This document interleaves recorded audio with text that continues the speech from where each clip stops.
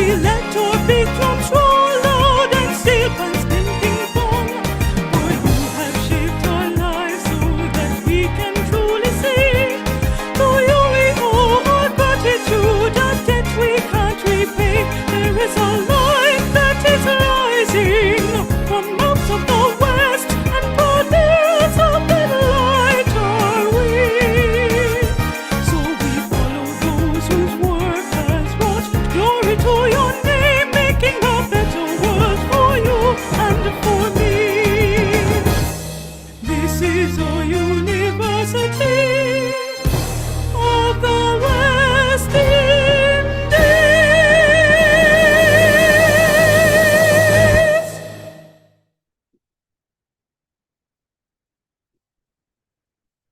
Hello, good evening, ladies and gentlemen.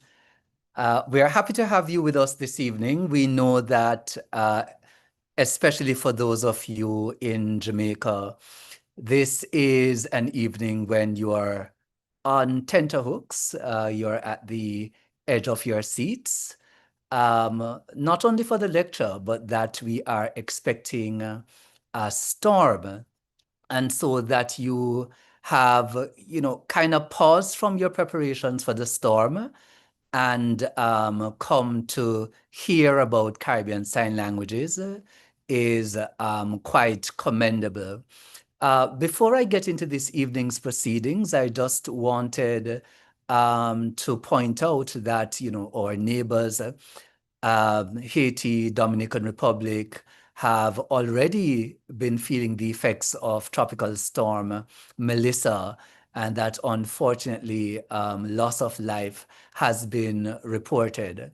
And so our hearts go out to our brothers and sisters in those territories. And I hope that everybody will keep safe over the next couple of hours as we start to feel the effects of the tropical storm. So, formally good evening to everyone who is here, and welcome to the 11th staging of the Cassidy-Le Distinguished Lecture, a signature event of the Jamaican Language Unit that was started some 2 decades ago. The lecture honors the contribution of 2 pioneering linguists who worked on Caribbean languages, Frederick G. Cassidy and Robert LePage. Together, they gave us the Dictionary of Jamaican English, which was published in 1967 with a second edition in 1980. The Jamaican-born Frederick Cassidy is credited with the creation of a phonemic writing system for the Jamaican language. That system was modified by the Jamaican Language Unit in the early 2000s and is now called the Cassidy JLU writing system. Robert LePage is responsible for having trained an entire generation of Caribbean linguists at York University, including Emeritus Professor Hubert Devonish, the founder of the Jamaican Language Unit. Speaking of the Jamaican Language Unit, or JLU for short, the JLU, located in the Department of Language, Linguistics and Philosophy at the Mona campus of the University of the West Indies, is a public-facing agency devoted to language planning and advocacy. To carry out its mandate, the JLU supports teaching at UWI and other tertiary institutions, conducts research, engages in public education, advocates for the rights of all Jamaicans with respect to language, and lobbies government to officially recognize the indigenous languages in our midst and to grant official status to the Jamaican language alongside English. The Cassidy-Le Distinguished Lecture has been around since 2006, but there was a decade-long hiatus between the second and the third lectures. For the past decade, the lecture has been the JLU's principal way of marking International Creole Day, which this year is celebrated on Tuesday, the 28th of October. To launch officially into this evening's program, I would now like to invite Dr. Vivette Milson-White to bring greetings on behalf of the Department of Language, Linguistics and Philosophy.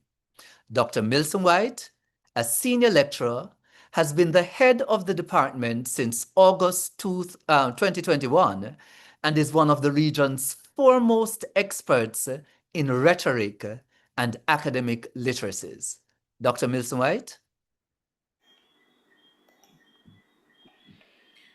Thank you, Dr. Farquharson.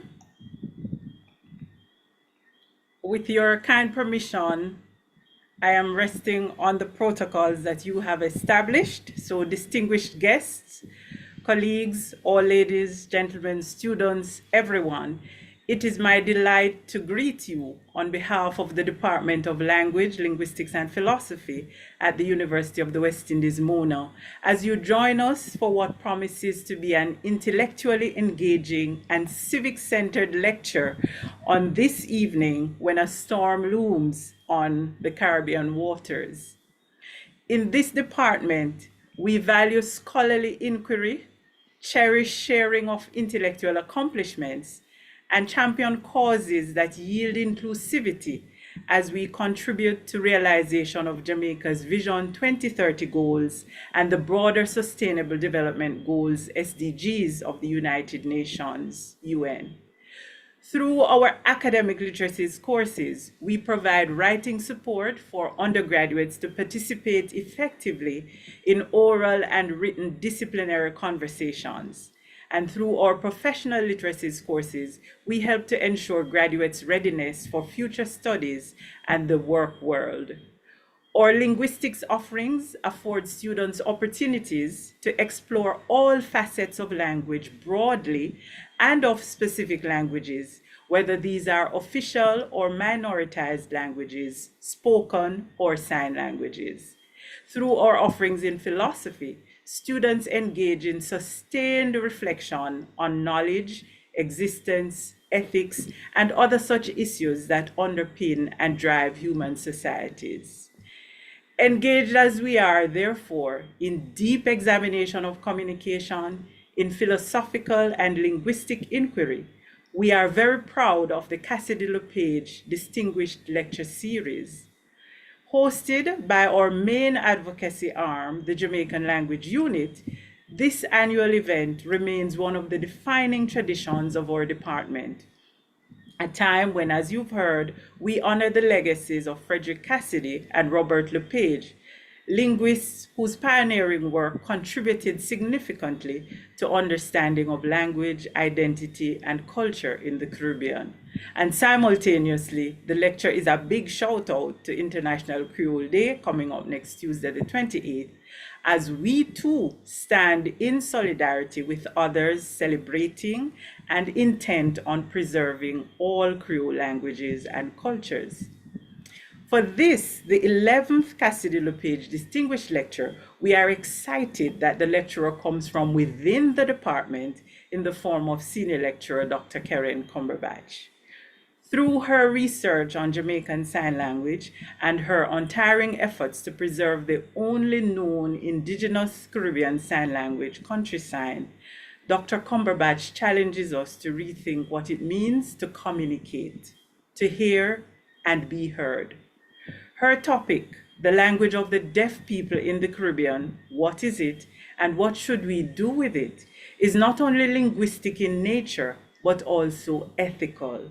It challenges us to contemplate how societies create space for every mode of human communication. And the department is proud that Dr. Cumberbatch's work is helping to ensure inclusive and equitable quality education and promote lifelong learning opportunities for all, the UN SDG 4, helping to ensure that Jamaicans and citizens across the Caribbean are empowered to achieve their fullest potential in societies that can be considered just, as she advocates for deaf members to be fully integrated in the life of our nations. Ladies and gentlemen, for us, your presence on this platform this evening, despite all that is happening around us, says you are interested in such matters of inclusivity, and it reaffirms the continuing relevance of language, linguistics, and philosophy in shaping conversations about identity, language, and other forms of culture and inclusion in our ever-changing world. On behalf of the department, I thank you for joining and wish you a deservedly stimulating lecture.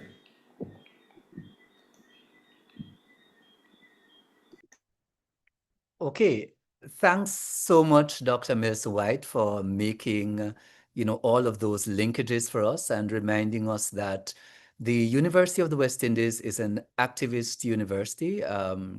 We are very much about teaching, but we also, through our work, touch and impact the community, not only the communities directly around the university, but all across the island of Jamaica and all across the region. And I believe this is why this evening's lecture is so important, because the subject of the lecture is one of the ways in which our university, our department, touches the region. Now, we've spoken about the university and the department, and we have another person coming to give greeting. But just before she comes, I know we are going to hear a lot about sign languages in the Caribbean this evening. And I'm sure we will hear from our speaker, Dr. Keren Cumberbatch, how rich the region is in this regard. UWI is a pioneer in the region where the study and teaching of sign languages is concerned. Our 3 traditional campuses have courses where Caribbean Sign Languages are taught as foreign languages and for specific purposes, for example, in medicine and allied fields. As far as I am aware, UWI produced the first PhD thesis on a Caribbean Sign Language in the English official Caribbean. We will soon hear a bit more about UWI's work in this area, but now we will turn to another important figure in the faculty. So we got the department, we heard a little about the university. Now we're going to hear from Dr. Dion Edwards-Carr, who is Senior Lecturer in Education. She's new to the deanship and comes to the position with years of solid contribution to educational research and practice, especially in the areas of assessment and policy. Dr. Edwards-Carr will now bring greetings on behalf of the Faculty of Humanities and Education.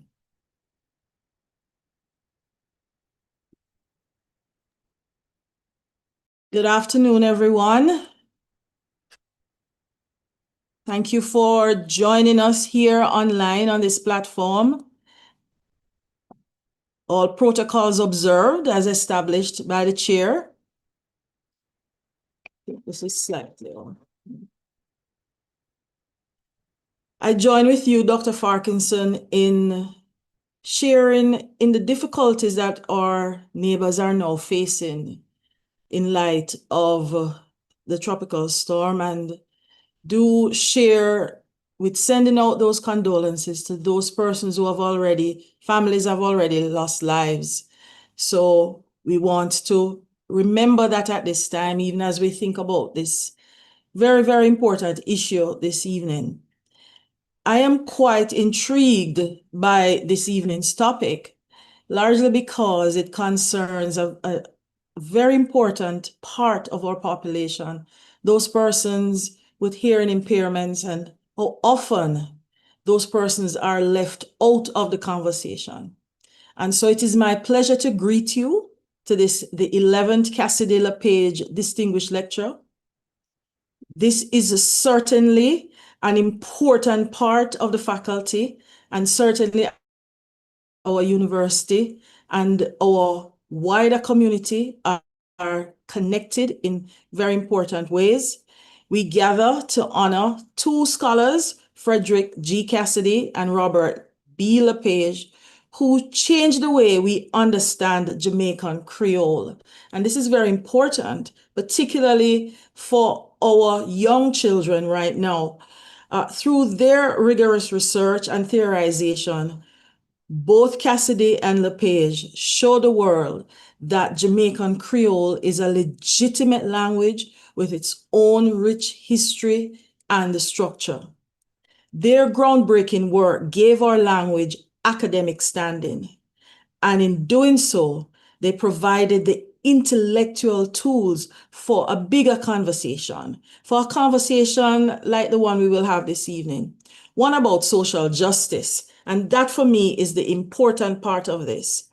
They have helped us to understand that denying people their language is an injustice. This insight has fueled advocates to fight for access to all Creole speakers in important areas like education, health, and the legal system. And I've seen this upfront and personal at the Old Bailey in London. It is a fight and a struggle that also benefit others, such as all our hearing impaired citizens, all of those persons who face their own struggles within our society because of a simple disability. This lecture series in its annual installments have been a forum for these important discussions that raise these social issues. And so we have heard talks over the years from 2005 to now on how language policy affects our children's education. And that's an important aspect of how education in Jamaica now is faring in terms of how our children who go to school with a home language are in many ways being systematically denied access to quality education. Our history of colonialism, that's another topic that we have heard in the series, and how that has shaped the Creole languages that we speak, and our artists and how they've helped to celebrate and validate Jamaican Creole in our culture. Tonight's lecture continues this tradition of powerful thought and discussion.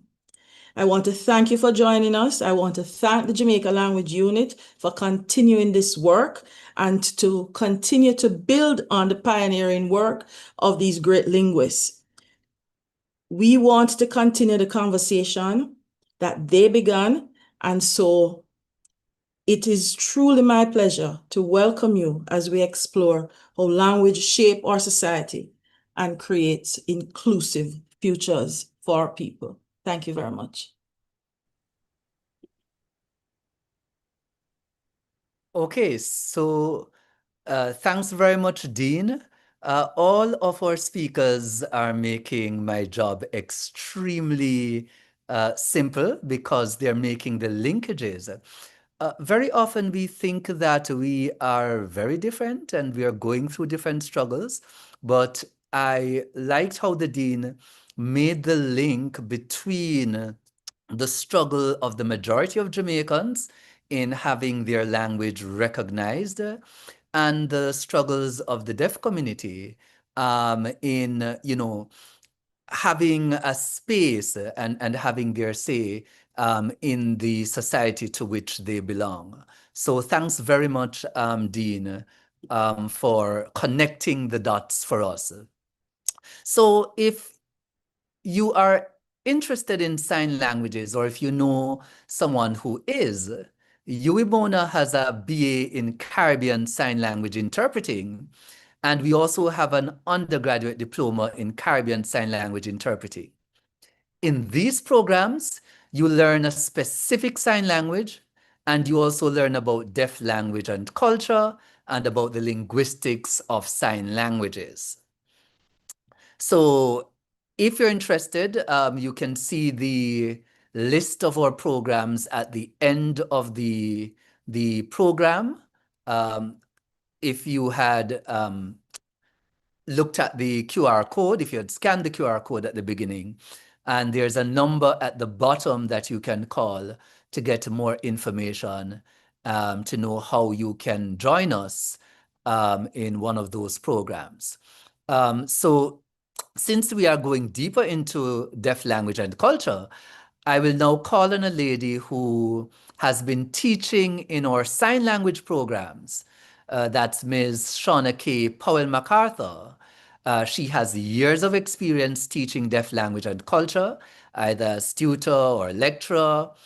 She has worked alongside our speaker, Dr. Cumberbatch, for years, and so is the ideal person to give us some more background information on our speaker. So she will introduce our speaker, and then the next voice you hear, the next face you see, will be those of Dr. Keren Cumberbatch presenting on Caribbean Sign Languages. Thank you, Dr. Ferguson. Good evening, everyone. It is my distinct honor to introduce our distinguished lecturer, Dr. Keren Cumberbatch, a pioneering linguist, educator, and advocate whose work has transformed the understanding and recognition of deaf language and deaf communication across the Caribbean. Dr. Cumberbatch is a senior lecturer in linguistics in the Department of Language, Linguistics, and Philosophy at the University of the West Indies, MONA, and also serves as adjunct senior lecturer and special needs clinic coordinator at the MONA School of Dentistry. Her work bridges language, education, and healthcare, uniting scholarship and social impact in powerful ways. Her academic specializations include sign language linguistics and documentation, deaf patient communication, and endangered languages. Her civil interests, equally significant, center on deaf education, deaf language rights, and deaf advocacy. Dr. Cumberbatch's connection with the deaf community began early in life. She attended a mainstream primary school that included a unit for deaf students.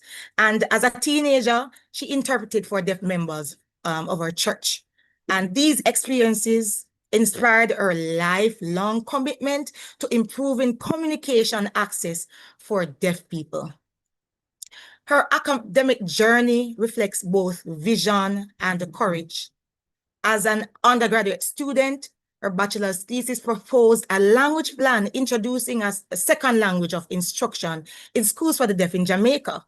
That plan became the foundation for a major shift in deaf education, leading to the incorporation of Jamaican Sign Language as a legitimate medium of instruction in Jamaican schools for the deaf. Her PhD in linguistics, awarded by the U.S. St. Augustine, was the first doctoral study worldwide to document the grammatical structures of a Caribbean Sign Language, Jamaican Sign Language. Building on this groundbreaking work, her postdoctoral research focused on country sign and indigenous sign language used in rural St. Elizabeth, Jamaica.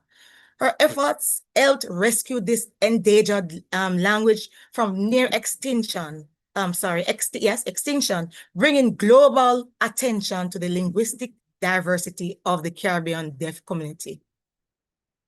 Dr. Cumberbatch later extended her research to the health and the justice sectors, exploring how sign language can be used to improve communication between deaf citizens and professionals in critical public services.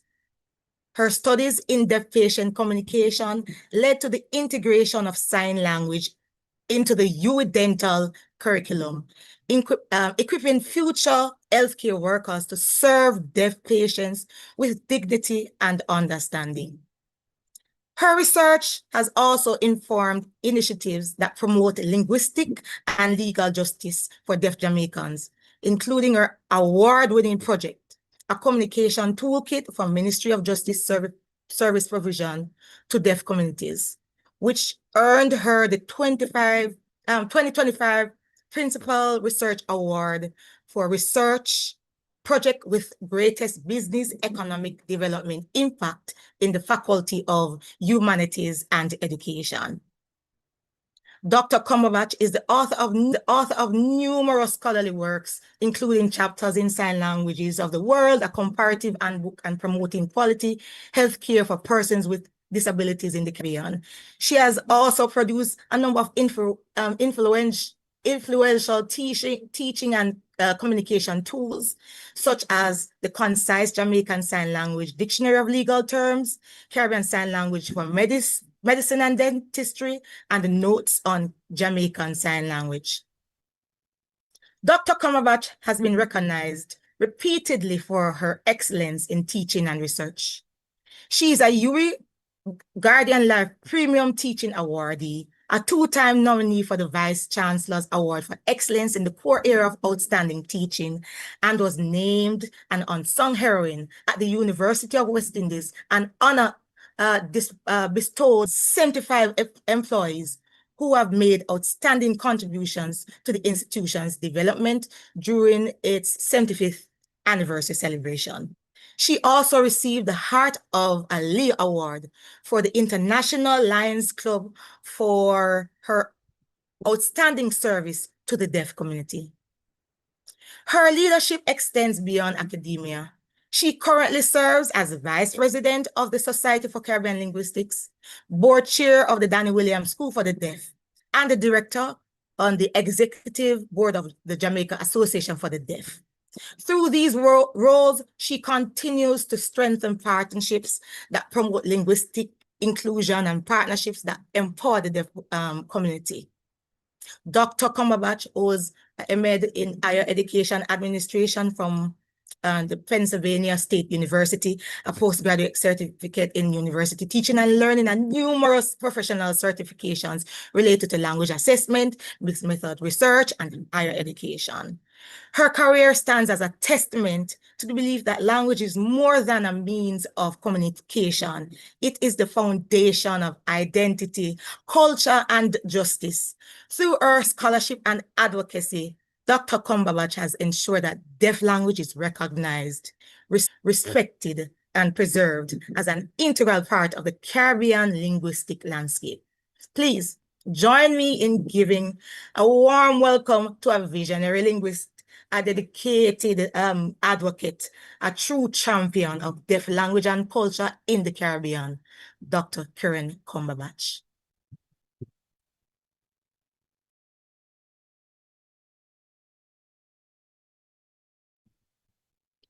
Good evening, everyone. Thank you so much, Mrs. MacArthur, for that extensive and comprehensive introduction. And I will, without further ado, share the recording of my presentation this evening.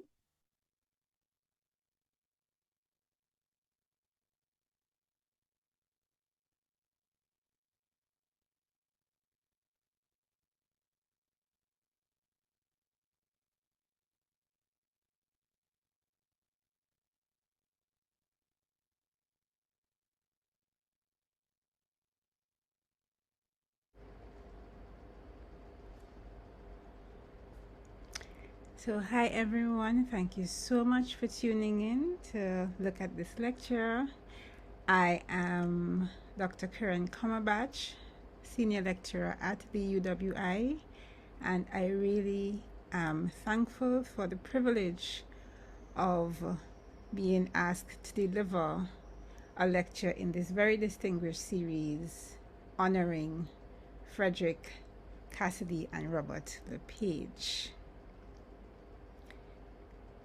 My lecture, as you would know, is entitled The Language of the Deaf People in the Caribbean, and really asking what is it and what should we do with it? Where have we gotten to in our exploration of what it is that deaf people do in CARICOM to communicate with each other? And where should we arrive? What should we have been accomplishing with this gift? So in looking at the gift that every language is, and in this particular case, the sign language systems, I'll be covering these three areas of theoretical linguistics, applied linguistics, and linguistic justice. Why did I choose these three? I wanted to make sure that every linguist who tunes in feels like, oh, I got something out of that, or at least I could have related to something in there. And the non-linguists are able to get insight into why the scientific study of a language is critical and relevant to modern life. But before we start, I want to look at the two men whose legacies inspired this distinguished lecture series. Frederick Cassidy was the first president of the Society for Caribbean Linguistics. This Jamaican linguist advocated for Creoles and their having their own writing systems, while also pioneering lexicography work on English dialects. Robert LePage was the third SCL president, and he was a British linguist who took up a lecturer post at UWI-Mona and collaborated with Cassidy on lexicography and dialectology work in Jamaica.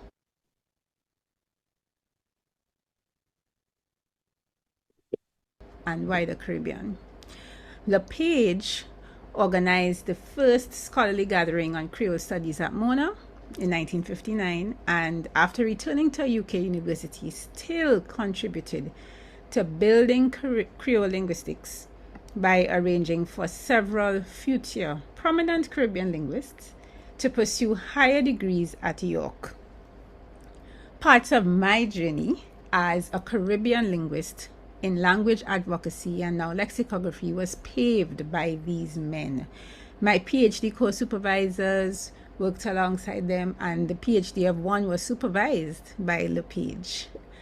Then we have Dr. Pauline Christie, a retired FHE, that's Faculty of Humanities and Education at Mona, Dean and linguist, also did her PhD at York, and she served as an advisor to the Jamaican Association for the Deaf. She was curious about deaf education and the linguistic structure of Jamaican Sign Language. So it is out of this rich history that, as the current vice president of the Society for Caribbean Linguistics, I pay homage to those who toiled before me. So we'll start with theoretical linguistics, with a glimpse into the language structure of the sign languages used in the Caribbean. So many people would have seen deaf people signing with each other and thought it meant nothing. It's just they're moving their hands in the air trying to do something like English. But signing is so much more than the hands. And signing involves the entire body moving together in a systematic, rule-governed way.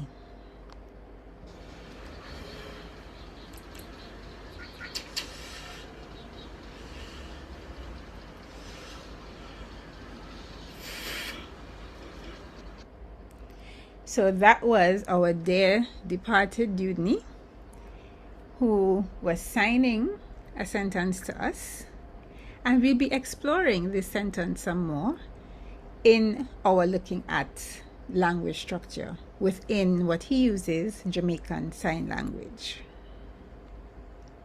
So I'll play that for you one more time.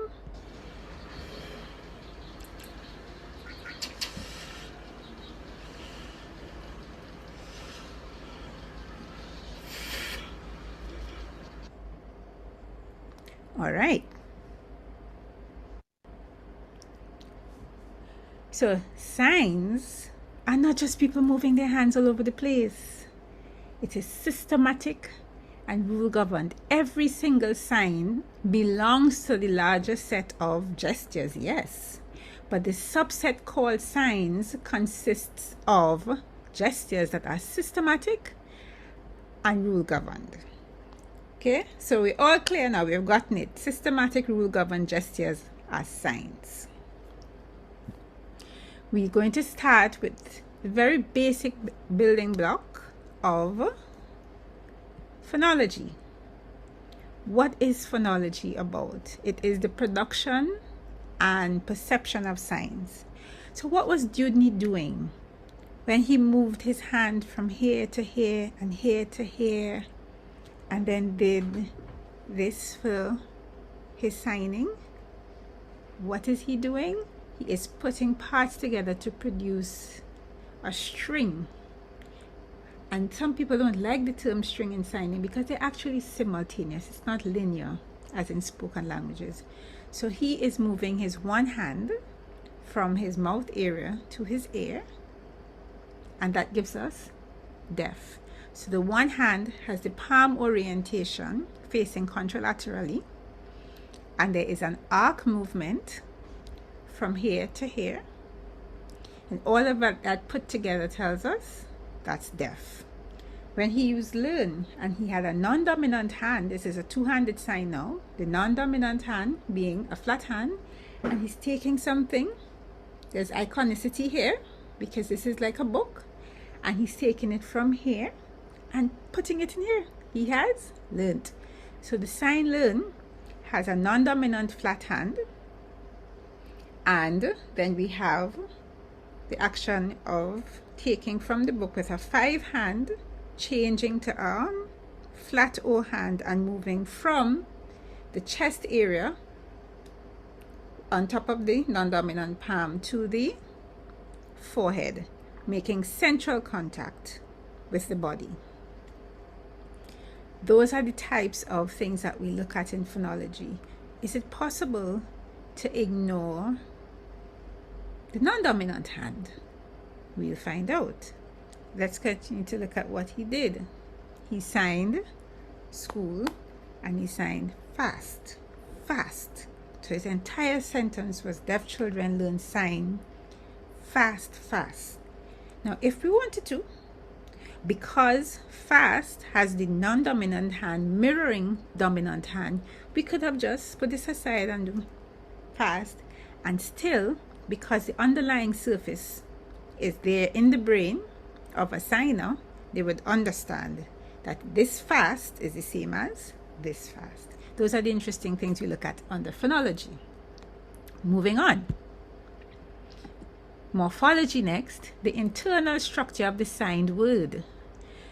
What is happening inside these words when we are putting them together? Why is it that he did fast, fast?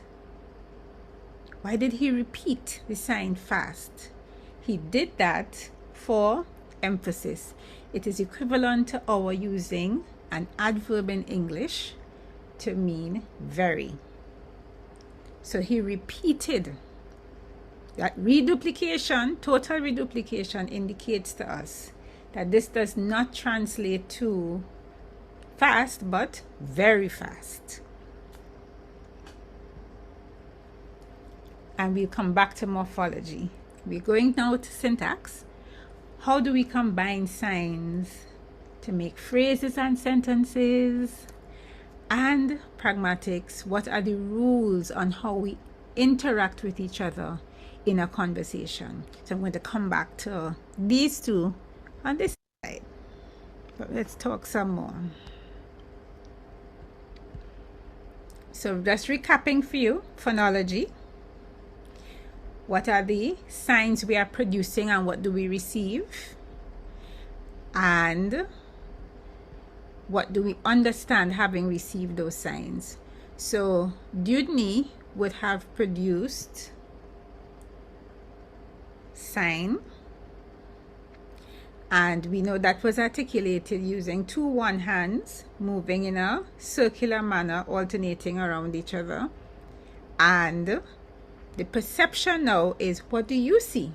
So when you are looking at me, repeat what he signed, you are seeing this, and your brain, if you are a signer, is comparing what you have stored in your brain as representing sign, meaning the noun a sign, not sign as in the verb to sign, and your brain is going to match it to what you have in there and say, oh yes, sign.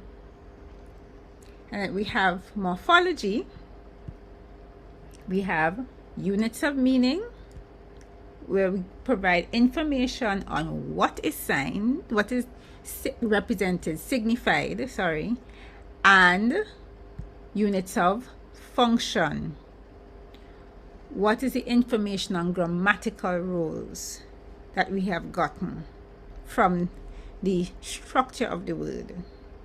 So when we had deaf learn, sign fast, deaf children, sorry. So when he did child, for example, we knew there's meaning here because a child is shorter than an adult. So that's child. So that's meaning. When he reduplicated it, he indicated that it was more than one child. He therefore pluralized it, which is a unit of function. And that's part of morphology. So I hope I have given you some insight into what's happening below the surface in signing. That's our look at language structure. On this part, let's move a little more so that the theoretical linguists are truly satisfied, I hope. All right, so now we're going to delve into syntax some more, and I hope to satisfy them, as I said. So we're going to start with Nicole sharing a passage with us.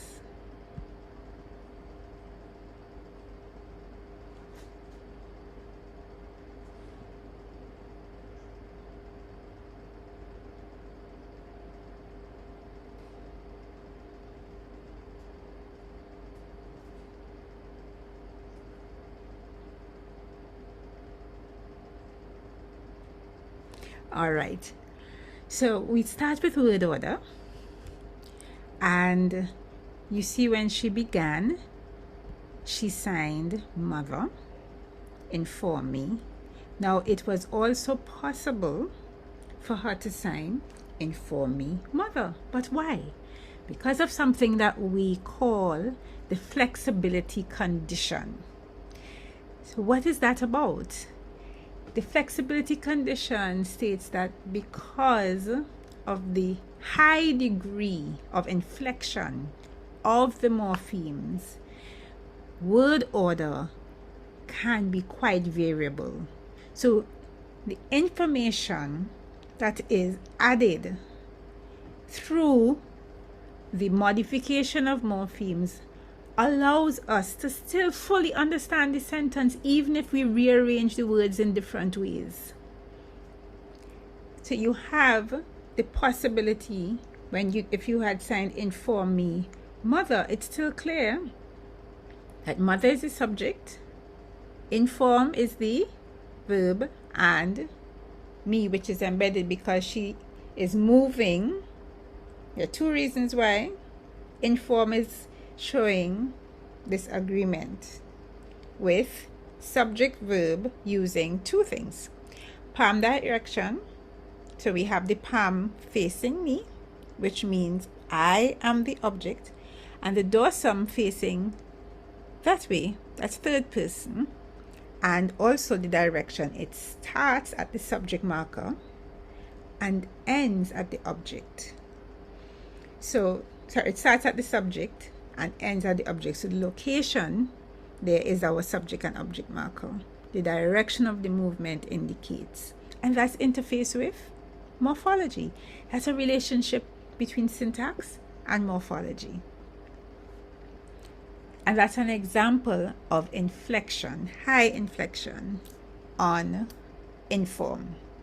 So basic inform me, which shows our third person agent and a first person recipient of the information. All right, let's look at the pronouns that she used. So you'd see her there right now with her hand like this for 4, and she did 4 of us. So yes, this is a quadruple pronoun, not plural, quadral, meaning quantity of 4.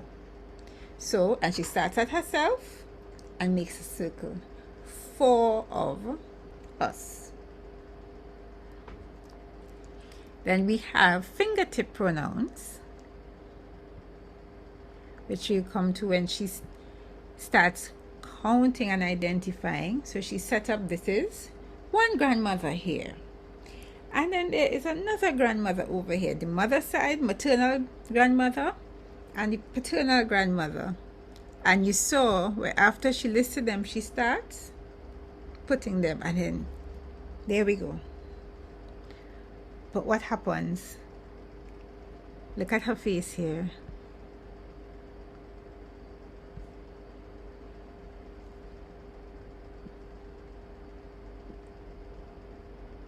So her eye gaze shifts upwards and she realizes, she's indicating to us there was an error. She's no longer making eye contact with the interlocutor. She's now looking up saying, oh dear. And she signs do over. Now what does that show us? An interface with pragmatics, the rules of conversation. All right? She's marking that there will be corrective action. She's informing the other interlocutors that she made a communication error and she's going to attempt to fix it. Now in pragmatics, there's the Gricean maxim of quality, which requires that we inherently acknowledge the expectation of producing utterances that are true. So by correcting herself, she's adhering to this maxim.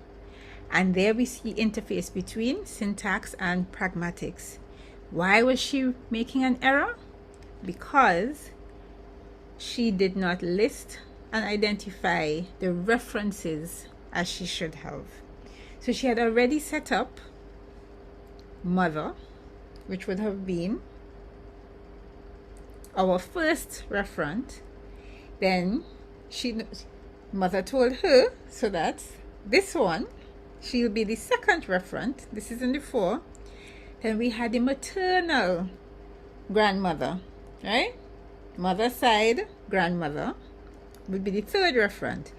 And you see the slight lean to set up that this is a different referent now. Father side grandmother would have been the 4th referent. Where did she put her? On the 3rd. So she realized that the antecedent and referent did not match. Hence she made an error. So that's a beautiful example of the interface between syntax and pragmatics. There's one more thing I want to point out here with our syntax. Classifiers. So the 4 of them are going to fly. They're flying to Cuba, right? But you see the fly? See that looks like an airplane? See the nose of the airplane and the wings? What are classifiers? They are beautiful linguistic phenomena that are proverbs and pronouns. Notice I didn't say proverb as in a wise saying. These are both pronominal and proverbal. So it's pronominal in that it represents the entity, the airplane, that flies through the air to transport persons from one location to the other. And you see her doing that. Proverbal now, where the entity is engaging in the activity of moving through space from one location to the other. That's the proverbal. And that's called a classifier. Now, classifiers exist in spoken languages as well. They mimicry life. They highlight particular characteristics of entities and point to the experiences that we as humans have when engaging with these activities. This is what one classifier looks like in a sign language. Theoretical linguists, that's it for you. We're going to move to applied linguistics now. So in applied linguistics, we look at language in everyday life, and I chose 3 quick areas to highlight. The first one would be sign language acquisition, L1 and L2. Why? Because most people like babies and children, like not tolerate. You would know yourself. So I said, let's talk about that. Now, what's very interesting with L1, meaning your first language, as opposed to L2, a second language, is that when it comes to babies and children, both deaf and hearing children who are exposed to fluent signing produce signs 2 to 3 months before hearing babies would produce their first word. And I'm not referring to that baby sign thing that people do, which is these isolated lexical items. I'm talking about full conversation, all levels of language being present. And another interesting fact is that signing infants have an average of 85 words by 13 months, when most speaking infants are just producing their first word.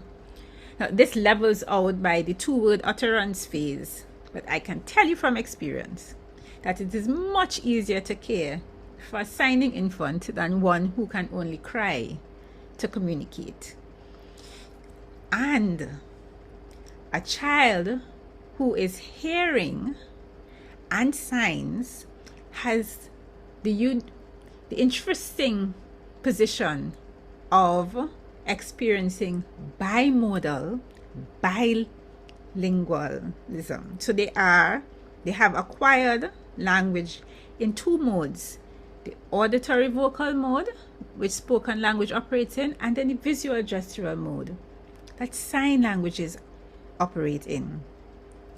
And being not just unimodal bilingual, but bimodal bilingual causes the brain to make advancements in cognitive development that will not be as easily achieved for a child who is unimodal, monolingual, or even unimodal bilingual. So it really is advantageous for children to be exposed to and become users of sign languages from early infancy.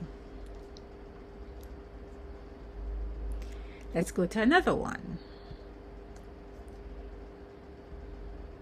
Language attitudes of the hearing and of the deaf.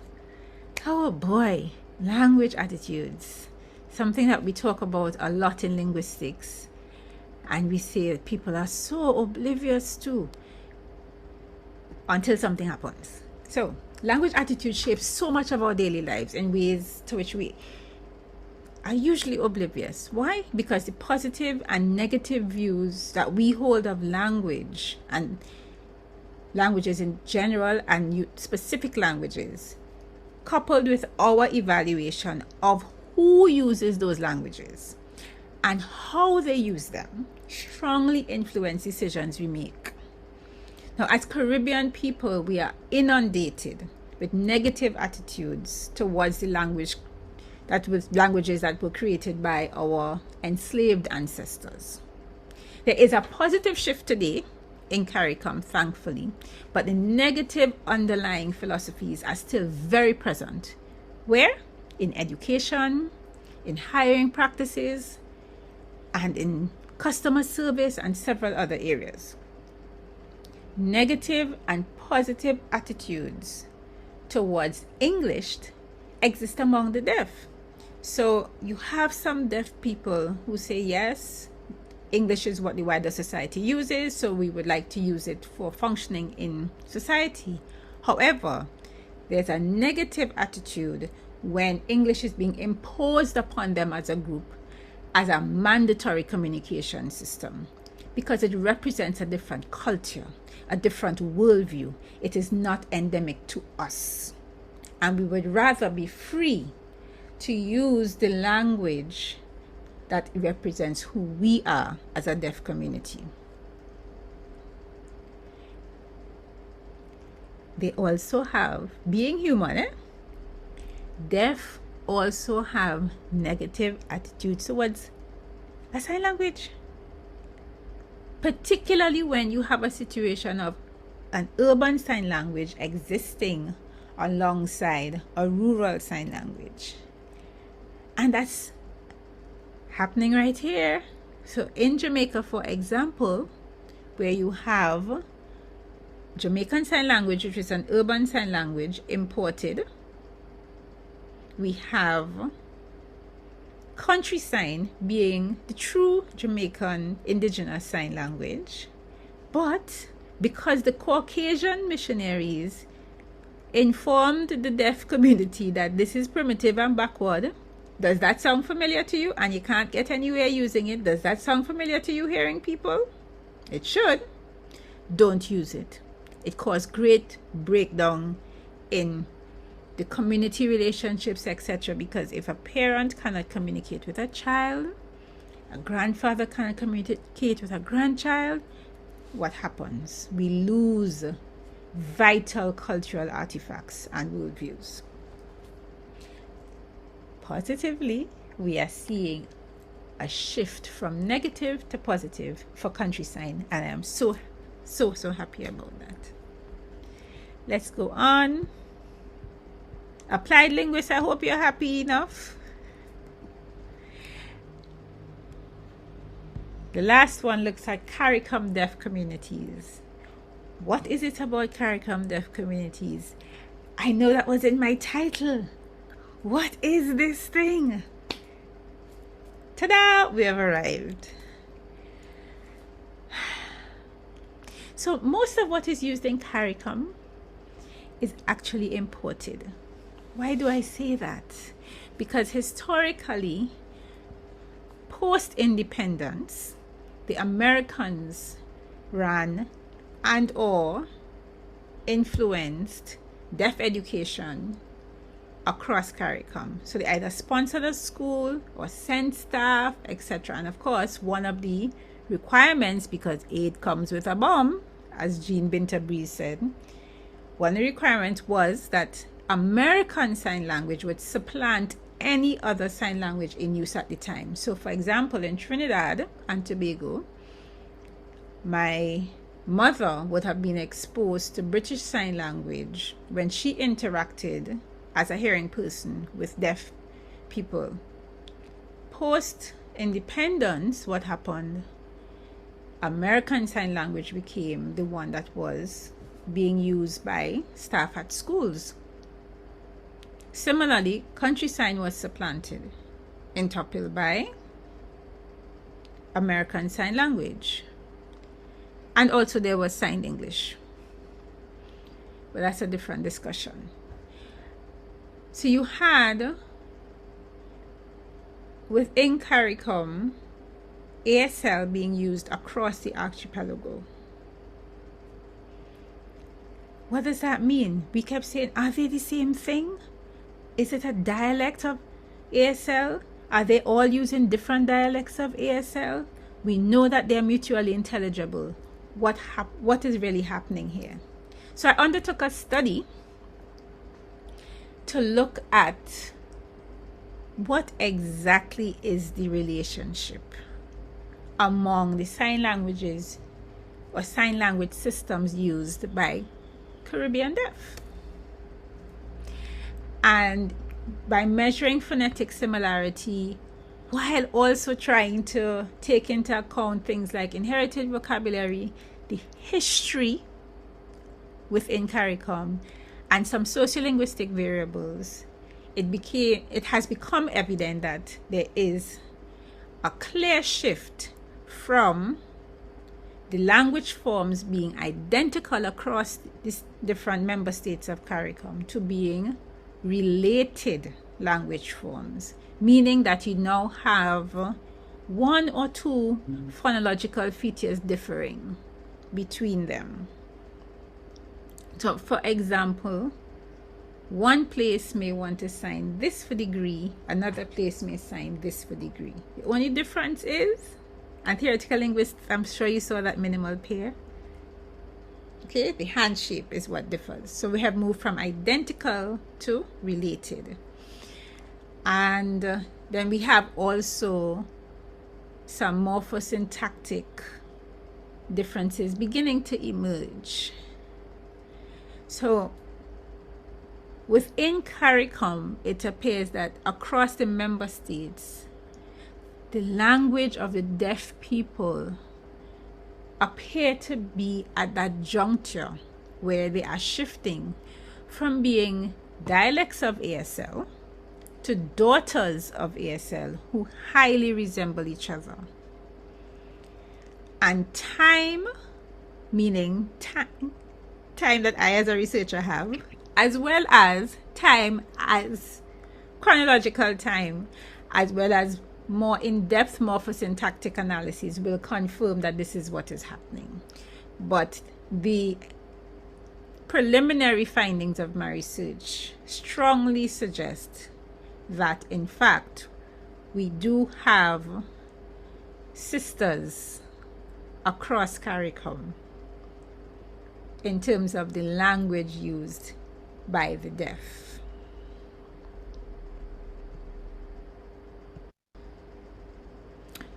So you see this slide, areas of action, is full of information. Why is that? Because there's a lot to be done, okay? And I'm just highlighting a few key areas.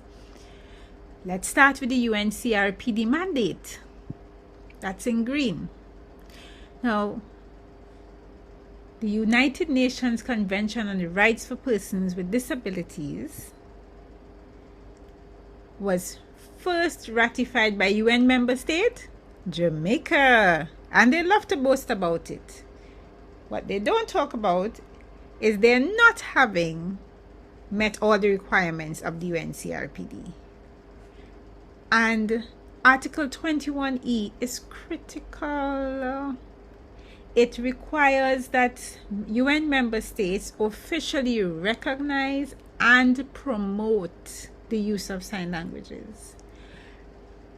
So Jamaica, for example, has had the opportunity to do this through its Disability Act 2014, missed, but it's still possible since it is exploring constitutional reform at this point, and the recommendation has been made by scholars, including myself, that we have some official recognition go on, right?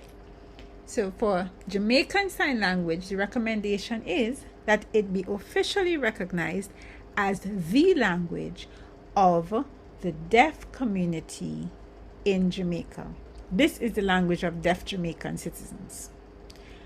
The other recommendation is that country sign be recognized as the heritage sign language of Jamaica.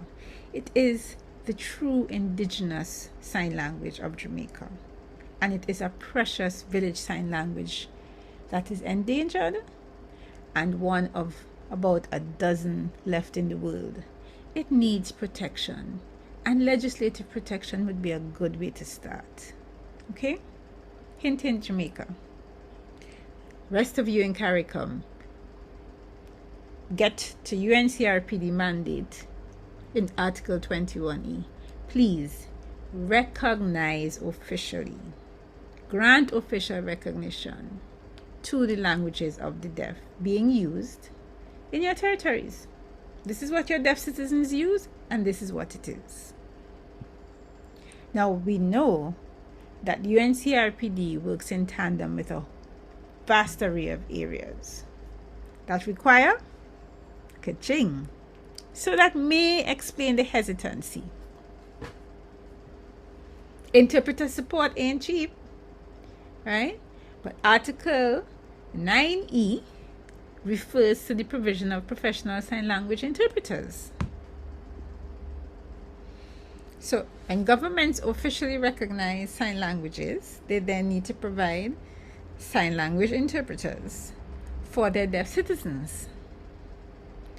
You also have to think about instances where their deaf citizens would visit government agencies. The information that is accessible to the general public also needs to be accessible to the deaf citizen. And quite often that doesn't happen. handing a deaf citizen a pamphlet that is in written English and walking away saying they've been informed is quite inadequate. It is in a foreign language to them. You have to ensure that they have access. And this is why 21A of the UNCRPD speaks to providing information intended for the general public to persons with disabilities in accessible formats and technologies appropriate to different kinds of disabilities in a timely manner and without additional cost. Now, the use of technologies there is very interesting to me particularly, right? It ties into 9G, which speaks about promoting access for persons with disabilities to new information and communications technologies and systems, including internet. So last year, just to head up the social justice project, SoJust, funded by Global Affairs Canada, managed by the UNDP. Under that project, I did a communications toolkit for use by Ministry of Justice employees in communicating with deaf citizens trying to access services offered by that ministry. A part of that would require the establishment of kiosks so that deaf and hearing staff, so deaf clients and hearing staff, can access the toolkit to facilitate communication. That's use of a new technology. Another new technology would involve the use of avatars or gesture recognition.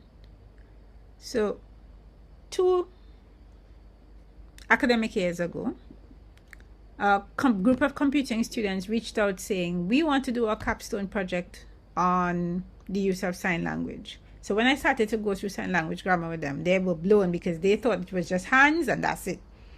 They didn't realize that just moving your eyebrow was information. And they were like, how are we going to train our computers to recognize it? But guess what? They worked hard and they achieved proof of concept. So they were able to create software just at the basic prototype stage that is able to be used within the banking domain. So they programmed this software to recognize a deaf person asking, how do I open an account? And then have that sentence, the English sentence, show up on a screen so the teller at the bank can know what it is the deaf person is asking for. Those students have graduated. One of them is committed to continuing to work on it on his own to ensure that this comes to fruition. So perhaps one of the leading banks in the region can fund this type of research for the student to be able to make this more than proof of concept, but a reality, so that a deaf person can go to the bank and there's a communication technology available for them to say, here's my proof of address, or what's the difference between a checking account and a savings account. These are things that need to happen. Let's go over to the other side, visiting police stations. There's so much frustration there because deaf don't understand many of the terms used in law enforcement, and the police are overwhelmed at the time quite often and cannot take a moment to explain what the terms mean or explain what is needed on a police report, explain what they need to sign, to fill out. So some deaf choose to not report crimes of which they are victims because they say it is not worth the hassle of being ill-treated at the police station after being frustrated, because they speak about police officers literally just looking behind them and pointing to the next person and saying next, because they're frustrated too. And You cannot have a group of citizens who are not being protected by law enforcement. We need to think about it. Let's go to healthcare. What's happening in healthcare? Going back to UNCRPD, equal access to healthcare without discrimination based on disability is the focus of Article 25. What is being done to increase communication support for deaf patients? Not enough.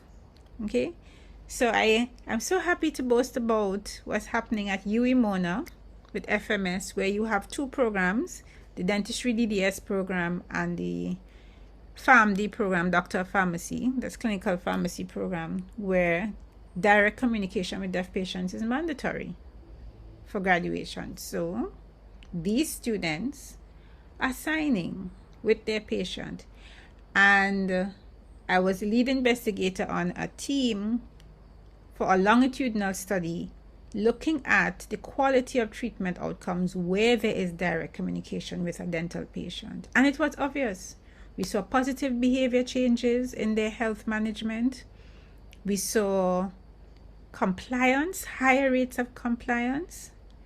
And we also saw overall improved treatment outcomes. So it is very clear that when there is adequate communication support, deaf people can enjoy a high standard of healthcare, as does any other member of the public. Last area I'd like to point out is language in education. The ministries of education across CARICOM have varying attitudes towards deaf students. So Jamaica has done quite well in providing support and establishing standards for their teachers of the deaf. So the Ministry of Education has supported the initiative of the Jamaican Association for the Deaf, for example, in which its schools have a mandatory sign language competence requirement for its teachers. There are CARICOM countries that don't do that. A teacher can be assigned to a school for the deaf with no knowledge of sign language. And yes, that's happening. All right? So imagine your teacher comes to talk to you to teach and doesn't know how to use your language. How much learning is happening? And then we point and say the deaf children are stupid. Are they really? Or have we not enabled them to show their intelligence? So we need more steps to be taken. Things like interpreter support during national and regional examinations. If the paper is in a foreign language and users of other foreign languages are allowed interpreter support, why aren't deaf being allowed interpreter support to the same extent to which other language users are enjoying support? They may get some extra time, but that is insufficient when you have to be carrying out an exam in another language and there are peers who are getting the time and additional interpreter support. So we need to revisit the administration of these exams, what type of support there is in the classroom for the teachers, so that teaching and learning as well as assessment really do allow the deaf student to optimize their performance and demonstrate what their actual academic capacity is.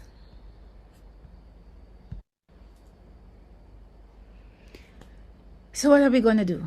There's a lot to do, as I said. Start by planning. So let's reform that's the plan. This is the plan, people. Reform constitutions in all CARICOM member states to grant official recognition of the language of their deaf citizens and information access in varying spheres of life. Various spheres of life. Create communication toolkits for reporting crime. Address linguistic inequality in education. Then we're going to program it out. So how are we going to do this reformation? Engage sign language linguists and deaf community leaders. Work alongside content creators and software specialists to create these communication toolkits. Conduct stakeholder meetings with educators in deaf schools and school management to really identify where there is discrimination and inequality in the delivery of education to our deaf children and address them. Solution: create a language plan with all legislative implications addressed. And that includes everything ratified within the UNCRPD. Produce materials to facilitate communication between all civil servants and deaf citizens. And that's when I say all civil servants, I mean those at the front end interacting with the public. Design strategies to mitigate the inequity of deaf being assessed in a foreign language. So if we have recognized that this is not their language, and we are working towards there being bilingual or trilingual, if we're including the Creoles, if we're working towards them having competence in written English, we need to find a way to provide adequate support as they transition between their sign languages and written English.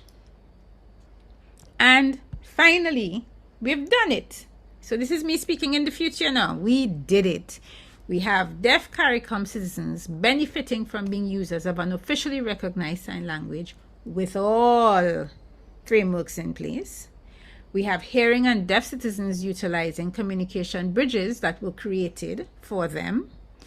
And we have a plan that did what? Address the inequity, compensates for the inequity in the classroom. I'm going to wrap up now with the what's, because this presentation was what? About the language of the deaf people in the Caribbean and asking the questions, what is it and what should we do with it? So here are the what's. What is it? Deaf in the Caribbean use a visual gestural communication system that belongs to a language family. So we have sister languages, emerging sister languages. 2, CARICOM governments must adhere to the UNCRPD mandates which they ratified. 3, Caribbean societies must stop propagating stigmas against deaf and embrace non-romanticized positive language attitudes towards sign languages in the Caribbean. So in doing what we should, let's be realistic, people. People say, oh, everybody needs to learn sign language. You should teach it in primary schools. What is the reality of that? Do we have enough teachers who will be willing to learn to sign in addition to their regular workload? Do we have governments willing to employ deaf people to go into schools to teach sign language after having trained them on the basics of language teaching? Because just because you are a user of a language does not equate to your being a teacher of that language. Are you going to say, oh, it looks so pretty, I want to use it in my church, I'm going to use this book, and just, is what in the book what the deaf person on the street is using? Highly unlikely. So we need to keep our feet on the ground, our head out of the clouds, and look at the fact that the deaf in CARICOM have their own languages. They need to be able to use them to contribute to society, to help build CARICOM, and hearing people need to realize that they are hindering national development by not recognizing or acknowledging that deaf people are full of their own intelligence and have capacity to contribute. We cannot say that because they're deaf, they're stupid, simply because you as hearing people have not found a way to allow them to demonstrate their intelligence. They can't speak, so you can't hear them, so you think they're dummy and they're stupid and they can't contribute. But when you can know what they are saying, then you can see their intelligence and allow them to participate in our becoming a strong region full of people proud of their post-colonial status and establishing themselves as a force within the global context.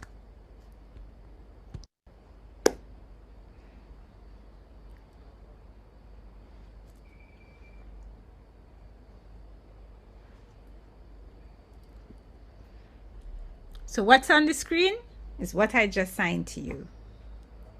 Me wrapping up my ending my presentation, saying thank you. Why am I thanking you? And you see there that my head is tilted ipsilaterally, meaning towards my dominant side. And my eyebrows are raised because I'm asking you a question. And the answer is because you use your time to look at this, focus, pay attention, and I'm grateful for that. And then I asked if you have any questions.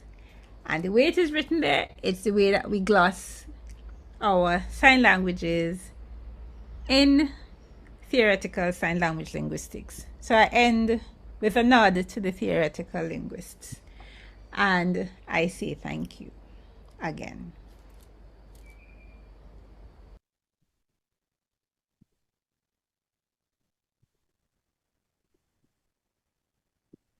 So, let me start out by saying that we have not only learned big words like ipsilateral, but we have learned a lot about linguistics. We have learned a lot about sign languages. And I think it is now pretty common for a lot of hearing people to see sign language, either as, in your church group. And I know Dr. Cumberbatch may have something to say about that, which he hinted at before. May see it on television. If you watch the sittings of Parliament, you will see it. And so sign languages are becoming more visible, but there's still a whole lot more room for sensitization, sorry, and awareness raising in the hearing population. You gave us the linguistics. You gave us structural stuff, you gave us pragmatic stuff, but then you also moved to the applied. One of the concerns of the Jamaican Language Unit is that language and advocacy for language is not really about the language. It's about the people who speak those languages and ensuring that we can assure justice for those people, equal rights and justice for those people. So thanks very much, Dr. Cumberbatch. I wanted to say that you were not presenting to yourself. So in addition to the few of us who are in the Zoom room with you, we have quite a few persons online. We have a Caribbean audience. We have people from Jamaica, of course. And I'd like to recognize especially colleagues in the Department of Language, Linguistics and Philosophy, other colleagues from other departments and other units of the Mona campus, or students who are here. But there's also the Caribbean contingency. We have people from Trinidad and Tobago, from Barbados, from Grenada, from the Bahamas, and I think even more significantly is that we have members of the deaf communities of the region also joining us this evening. So there are questions in the chat, but I am going to kick off.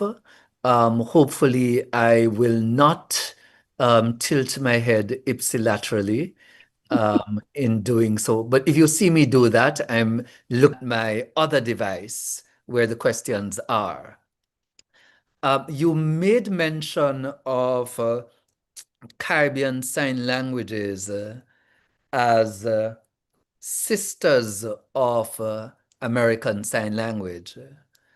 And for me, as a linguist interested in historical stuff, it seems like a bit of a contradiction because we expect, based on the history you gave, American Sign Language is the mother. It gives birth to these various daughters. That But is you what I say, said, Joseph. I actually said that okay, they are daughters of, so the of Caribbean Sign ASL. Languages are themselves sisters, being daughters of ASL. Yes, that's what I had said. Okay, all right, cool. So I got that wrong. Good we cleared that up.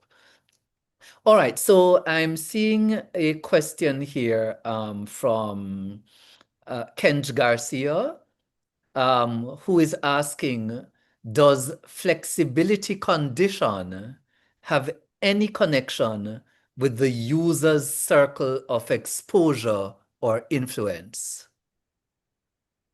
I would not say so. I've not come across that. It is just something that we have found in various languages that have high degrees of inflection on their morphemes.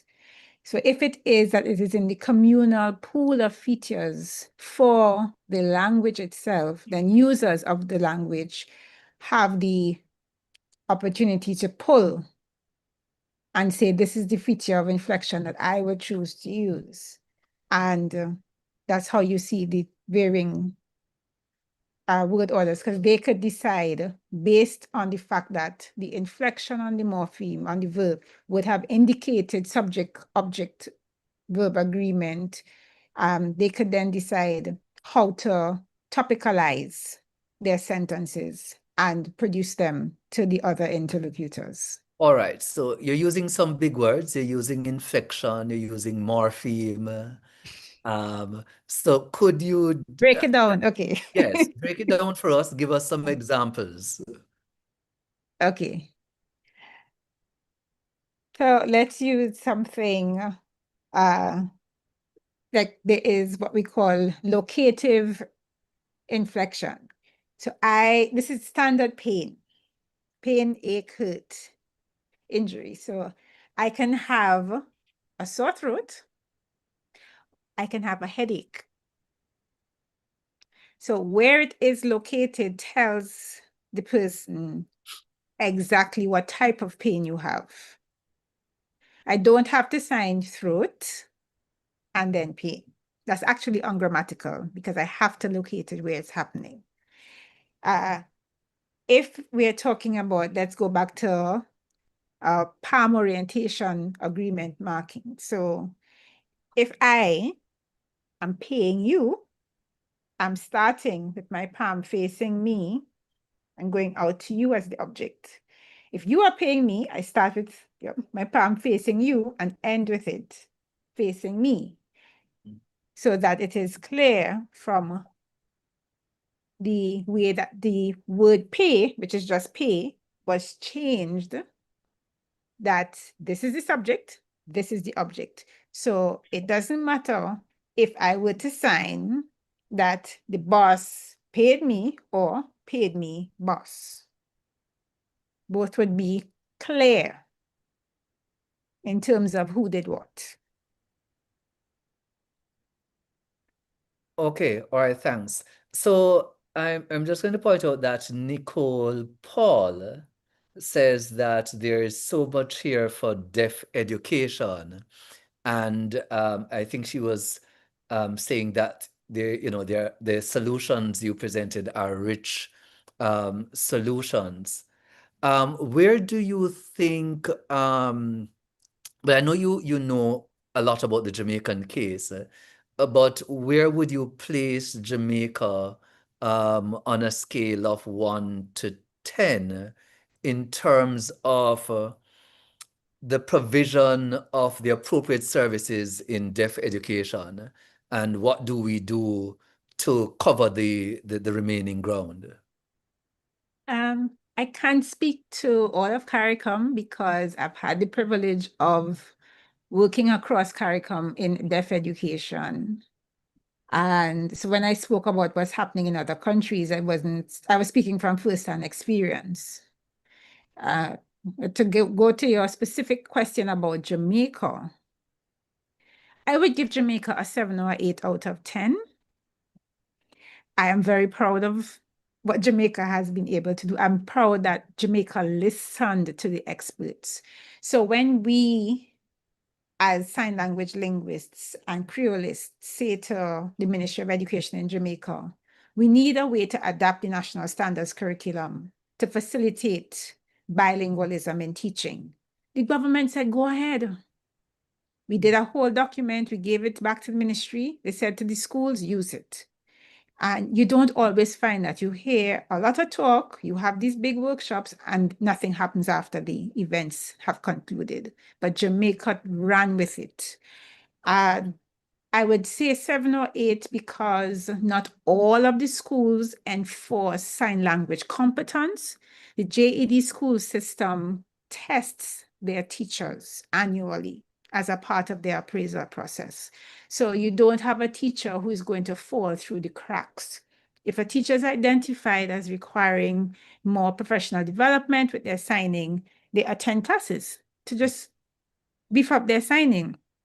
And then you have activities like, for example, at the Danny Williams School for the Deaf, which is the best primary and preschool deaf education institution in the Caribbean. But, so at Danny Williams, they have a silent day once a week. Nobody can talk. Everybody has to sign. So that builds competence among the teachers. And it boosts pride among the deaf staff who are there, the deaf teachers' aides, and the students. We need to gain ground in Jamaica in cracking deaf literacy. And this is not unique to Jamaica, so I'm not taking off a whole heap of points for just one point. And again, the ministry is open to us fixing it. So I would like to point to Mrs. MacArthur here, who does her work on deaf literacy. And her research has promising results to say we could be on our way to figuring out how we get the deaf to become proficient in written English, because learning to write a language and read a language that they cannot hear is not an easy task. And I think that will sum up what I want to give for Jamaica in terms of a grade. Yeah. Okay, thank you. And also the big up to Danny Williams School for the Deaf. No bias was detected at all. Excellent school by all reports, and doing wonderful things.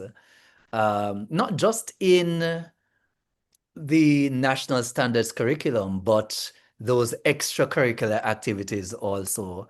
And, I can agree with you that it is a wonderful model.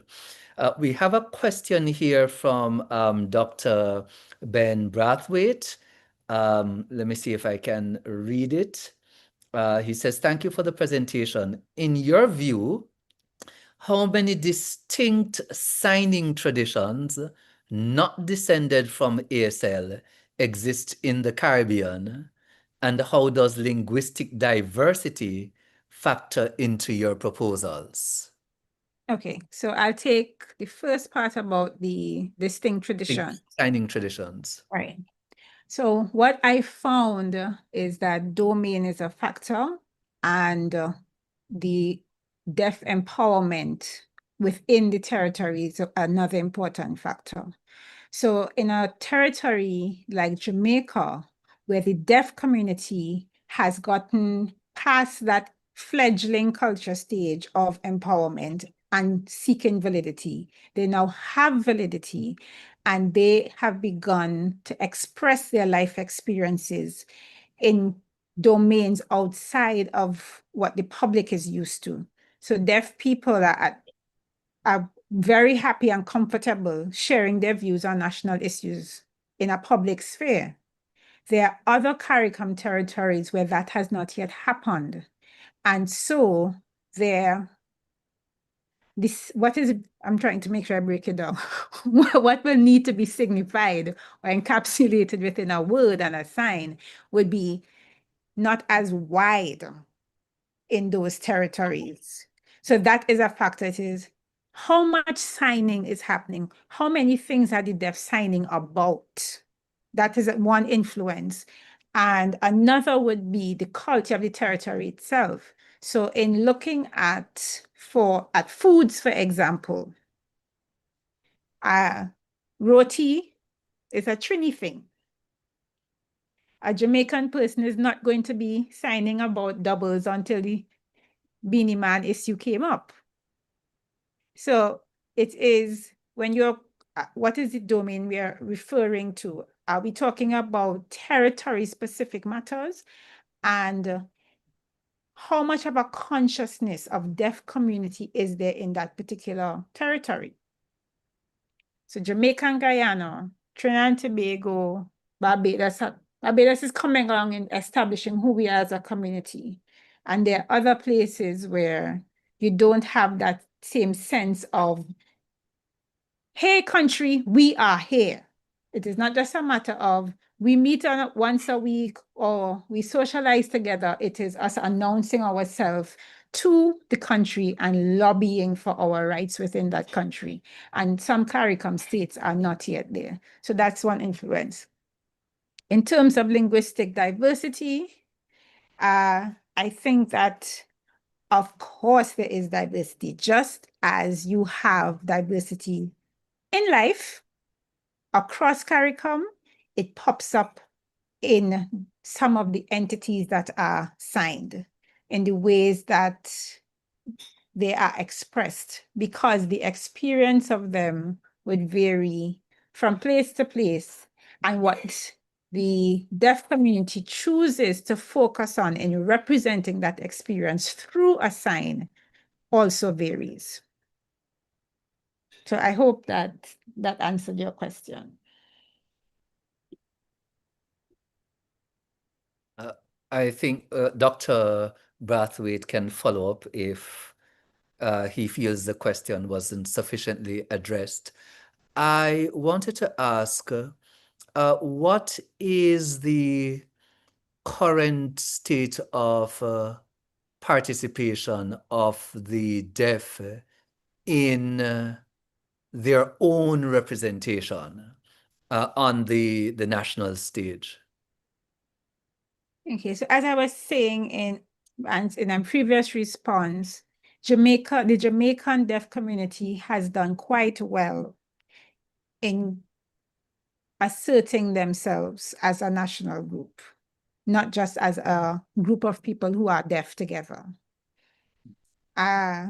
If we go down the archipelago, you would see variations in where the deaf communities have reached. And be mindful that these communities are following the patterns that are expected when a cultural group is emerging, when a cultural minority that is also a linguistic minority is emerging. So first you need self-awareness. Then you need to move to acceptance of where we are. You need to say, what do we feel? How do we view ourselves? Do we view ourselves as a minority, or do we view ourselves as another group operating alongside the mainstream? Do we feel oppressed by other groups in society? And how does that oppression appear? Does it appear as linguistic oppression? Is there linguicide happening in our community? Linguicide meaning deliberate elimination of our language. And are we being forced into a particular way? So in some territories, there's a heavy emphasis on signed English, which is an artificial sign language, where vocabulary items were taken from the natural sign language in the community, and then artificial elements were inserted, like English grammar structure. So shun, meant, ed for past, those things then being not just said, okay, we want you to use signed English as a tool for your literacy in English, but rather as your only means of communication. Therefore, denying the fact that this Caribbean country has its own sign language. And all of those things are different levels of awareness that the deaf have come to. When you have countries considering, let's say, cochlear implant, what is the deaf position on it? Do we want our deaf infants to be implanted? What type of assistive devices should be allowed? When it comes to choices on education policy, is the government seeking feedback from the deaf community, as happens in Jamaica? And in some countries, no. There's one CARICOM country that does not even allow its deaf children to do the exam, the national exam at the end of the primary level of education, because the government has decided these children are incapable. Never mind here in Jamaica, we have proven that deaf students, given the right tools, can both meet and exceed the national average in these assessment tasks. So you have this happening, but is the deaf community in that country self-aware to the point where they are saying, this is happening and we would not have it happen anymore. We do not want it to happen. You cannot keep us back in this way. So it is not at all homogeneous. And a lot of my efforts are in getting all the communities to the point where they stand up for themselves. And there are times when that means they are at conflict with me, and then I am happy. Why? Because it means that you're asserting yourself. And it's the same way a parent would say to a growing child who is, let's even go to the stage of toddler. What does the child have to say? No, no, right? And parents get to the point of dealing with this child saying no. The parent is the expert supposedly in life, right? And the child wants to begin to assert their own identity, their own views. And when we have points where a deaf community is disagreeing with an expert in terms of what their own views are and what they want to see change, I think we have begun to arrive where we should be, right? So yes, we as linguists have valuable insights into how we can improve their lives, but it is their lives and it is their languages. Caribbean Sign Languages do not belong to me. What belongs to me is an understanding of how these languages work, but it belongs to the deaf. And we really need to ensure that we as experts, and we at the UWI in particular, the UWI being the institution tasked with leading regional development, undergirded by academic knowledge, really need to continue to say to deaf communities, this is how we can provide knowledge that would inform how you fight for your recognition and your assertion as a group within your territory.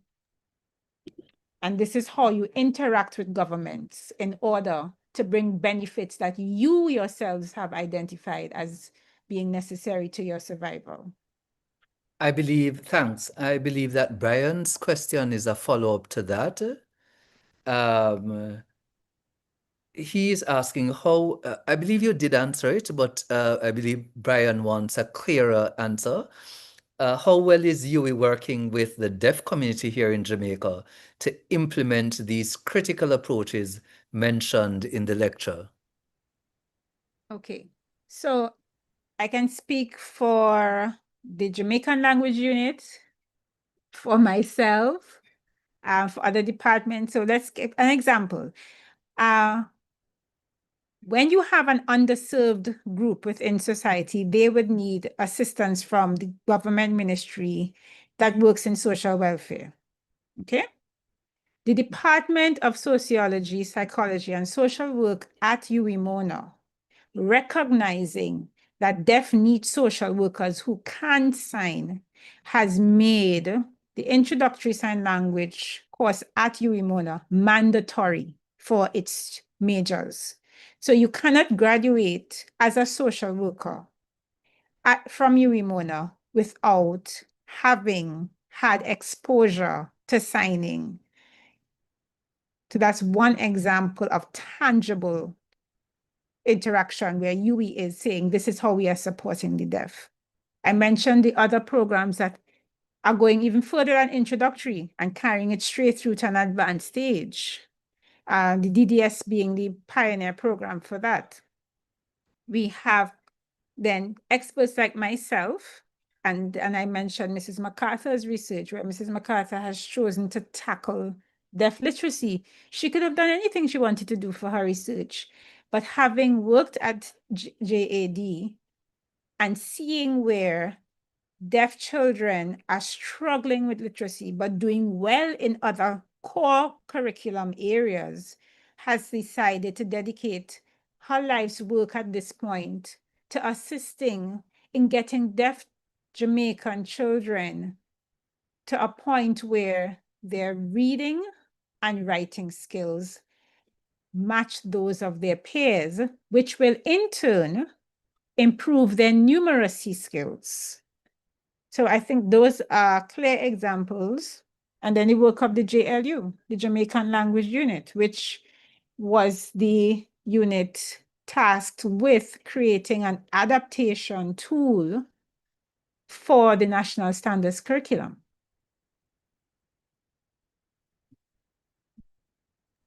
Okay, I have, I think, 2 or 3 questions that I want to go through quickly.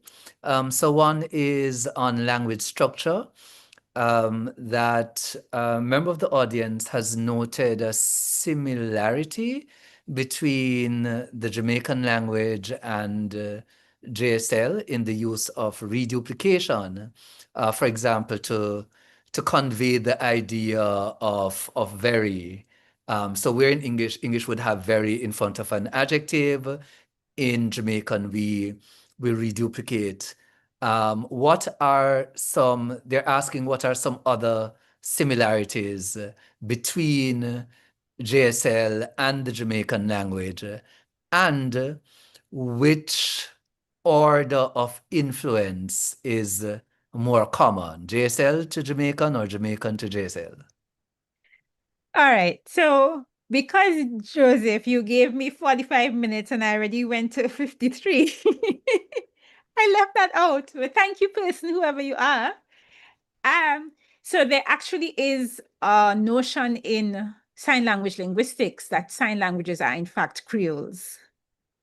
And this is not just because of their genesis, but because we are seeing creole structures in the morphosyntax of sign languages, and not just Caribbean sign languages.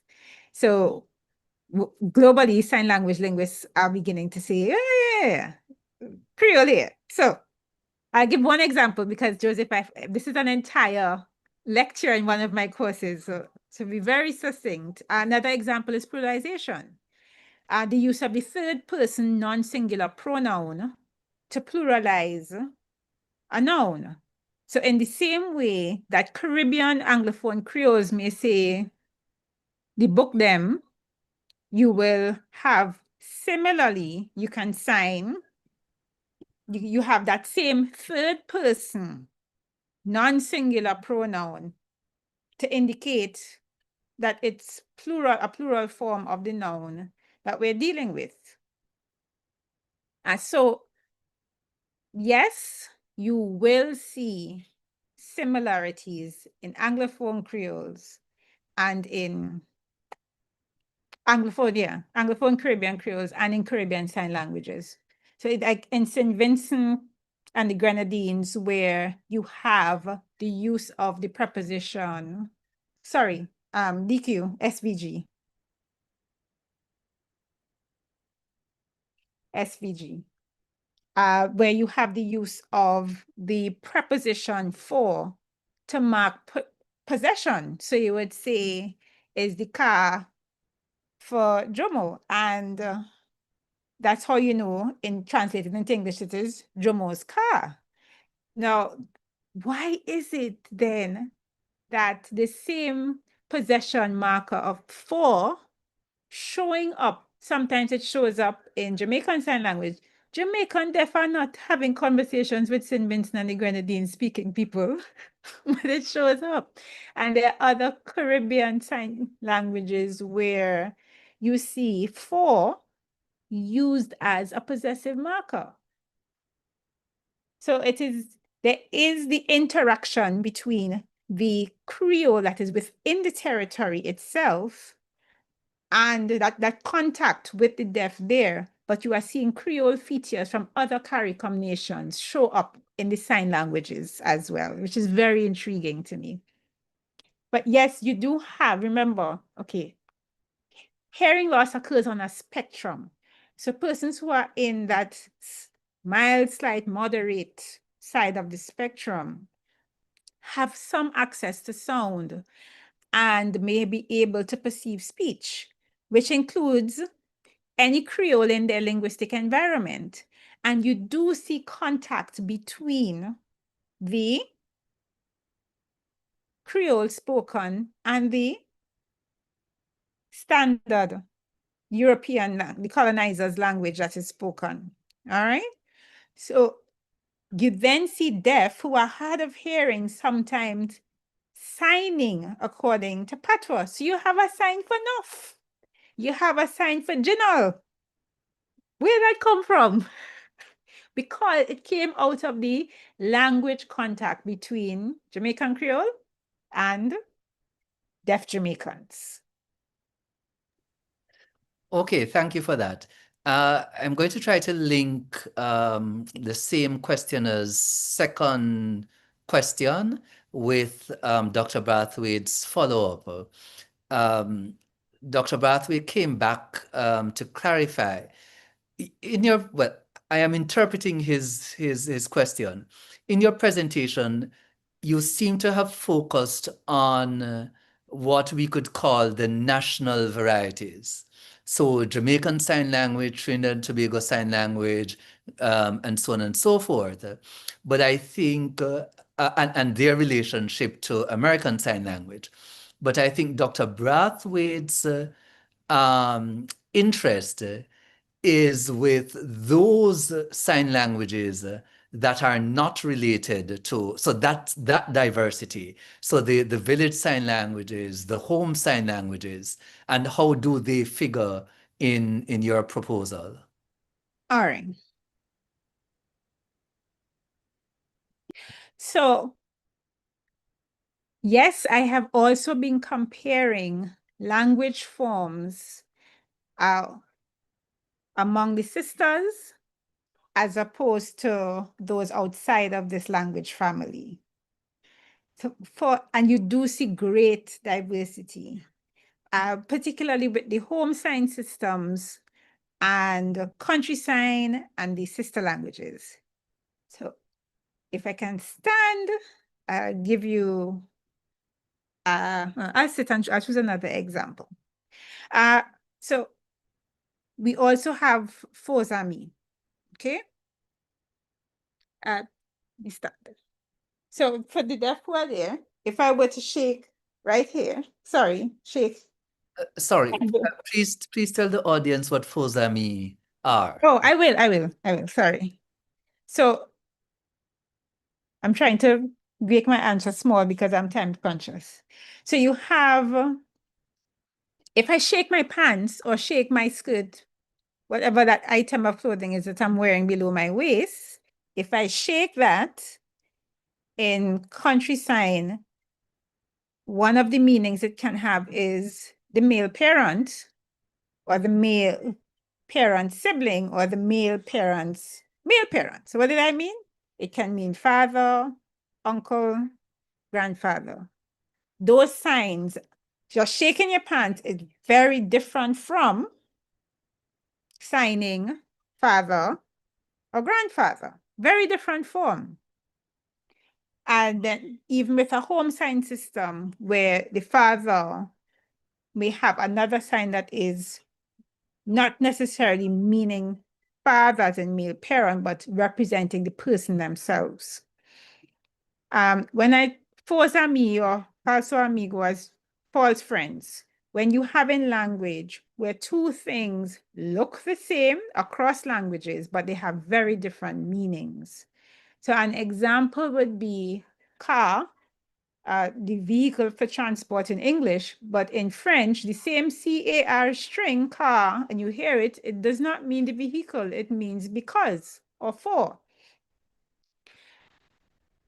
So an example of that I came across in my data would be, among the sister languages, we have color. So the Caribbean deaf, color. This sign is a sign for color in country sign. You can't see? Where? So in the Caribbean Sign Language family, the sign where is the sign for color in country sign. So it looks the same, produce the same, but they're not the same. So you do have that same type of linguistic diversity that would be reflected in spoken language linguistics. And it helps to validate that Caribbean Sign Languages are indeed true languages.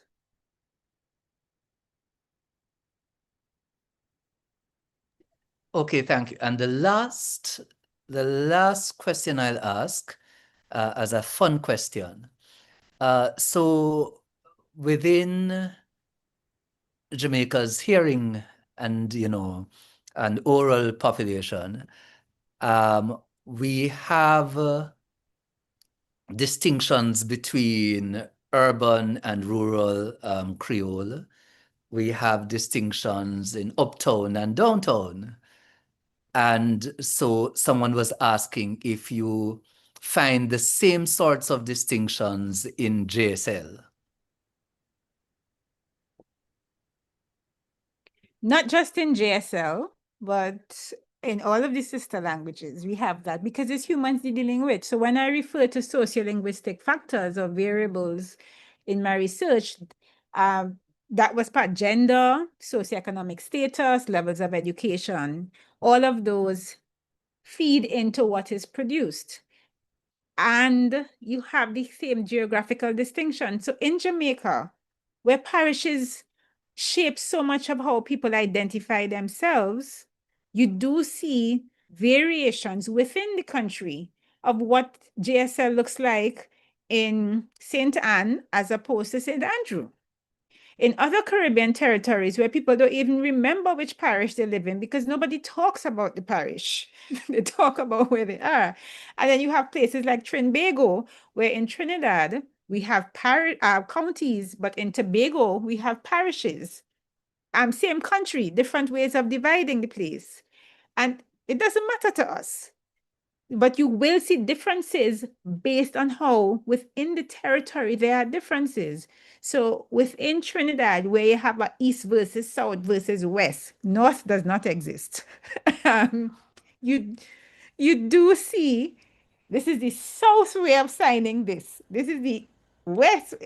So again, it goes back. It really is interesting in showing us how worldview is linked to language output. I know that's a quibble that we still have with philosophy of language and language and philosophy, etc. But how we see ourselves, how we identify. Remember, language is our badge of identity, and it reflects over and over who we are and who we carry within our subconscious as who we are. So Okay. yes. Thanks. So Abram, don't change over just yet. I'm going to flip the script so that Dr. Cumberbatch will have to interpret. Abram, I wanted to ask you what it has been like studying studying sign linguistics at UE.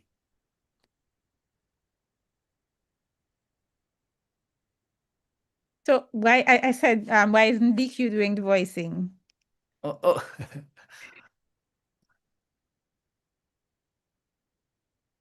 DQ can voice for Abraham. Okay, all right, go ahead. Or Abraham, are you signing your answer or are you voicing your answer? Which one? Or both. I am sorry, but normally, as an interpreter, I don't get involved. Like, It- oh, I'm so proud. I'm so proud. There's your ethics. Very But good you can, answer. Okay, so that's one aspect of Abraham's training coming out. But I believe that this is a part of the work that Dr. Cumberbatch spoke about, that I think for all people interested in language advocacy, the dream really is to have the speakers or the users of the language take the thing and run with it. So take the agency and run with it. Um, and so it's really heartening when we see this sort of collaboration where we feed off each other.